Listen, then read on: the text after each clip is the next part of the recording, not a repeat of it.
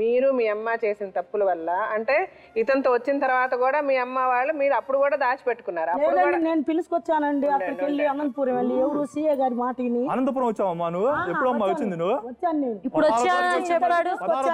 వచ్చారని చెప్పారా మేడం? మేము టికెట్స్ కూడా ఉన్నాయి, ఇంకా అనంతపురం టికెట్స్ మేము ఇద్దరం వచ్చాం. ఆవిడ 16వ తారీఖున వచ్చిన తర్వాత మీరు వచ్చేసారు. వీళ్ళు వచ్చి మీ వెళ్ళి కలిసేసి వచ్చింది ఈవిడ. 16వ తారీఖు వెళ్ళి కలిసి వచ్చేసారు. తర్వాత వీళ్ళు 27వ తారీఖే కదమ్మా సరెండర్ అయింది. ఈ మధ్యలో మాకు వారం 10 రోజులు ఏమైంది? వెళ్ళి వెంటనే తీసుకురాలే మీరు వెళ్ళి.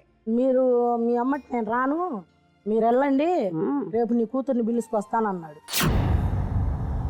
మీరు ఎంత నీచమైన పనులు చేశారంటే చెప్తున్నా, అంటే మీరు ఈ రోజు మీ మాట ఎవరు ఎందుకు నమ్మరంటే పోలీసులు కూడా నమ్మరు. ఎందుకంటే మీ కూతురుతో ఇంకొకటి పడుకుంటే మీరు ఊరుకున్నారు. వీళ్ళు తీసుకెళ్ళి ఇంకొక చోట వెళ్తే ఊరుకున్నారు.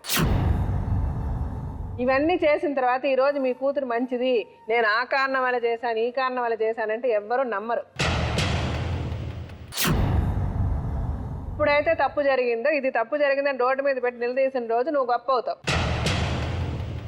ఏం చేస్తాను? తను మాకు డబ్బులు ఇచ్చాను అన్న మాట మాత్రం అబద్ధం మేడం.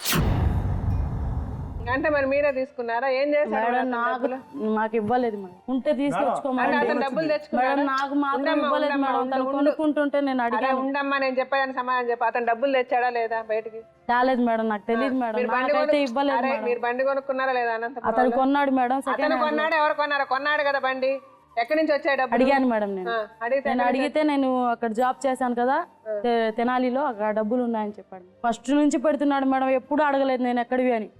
అడిగేదాన్ని అయితే ఎప్పుడు అడిగి నిలదీసి కేసు పెట్టేదాన్ని మేడం. చాలు తింటాను.